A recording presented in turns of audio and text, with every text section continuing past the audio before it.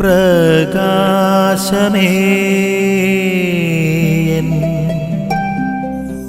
മിഴി തുറക്കുക വേഗം.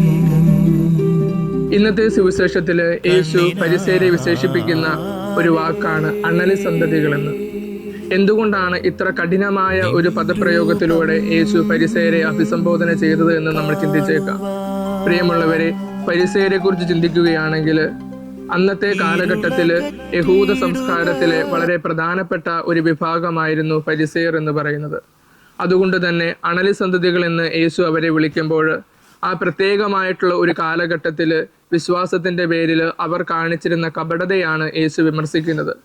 എന്നാൽ ഇതൊരു മുന്നറിയിപ്പാണ്, എല്ലാ കാലഘട്ടങ്ങളിലുമുള്ള വിശ്വാസികൾക്കുള്ള വലിയ ഒരു മുന്നറിയിപ്പാണ് താനും. അതുകൊണ്ടാണ് വിശുദ്ധ ജോൺ ക്രിസോസ്തോം പറയുന്നത്, അണലി സന്തതികളെ എന്ന് വിശേഷിപ്പിക്കുന്നതിലൂടെ യേശു വ്യക്തമാക്കിയത് അവരുടെ സ്വഭാവത്തെയാണ്. കാരണം അവർ വിഷമുള്ള വാക്കുകളിലൂടെ ജനങ്ങളെ തെറ്റിദ്ധരിപ്പിക്കുകയും മാനസാന്തരപ്പെടുന്നതിൽ നിന്ന് പിന്തിരിപ്പിക്കുകയും ചെയ്തിരുന്നു.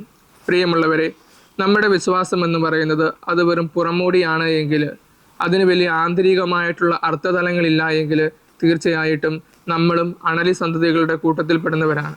നമുക്ക് ചിന്തിക്കാം, നമ്മളുടെ വിശ്വാസം വെറും പുറമോടിയാണോ അതോ അതിന് ആന്തരികമായിട്ടുള്ള ഒരു തലം കൂടിയുണ്ടോ എന്ന്. ആമേൻ. നിൻ വഴിയേ നടക്ക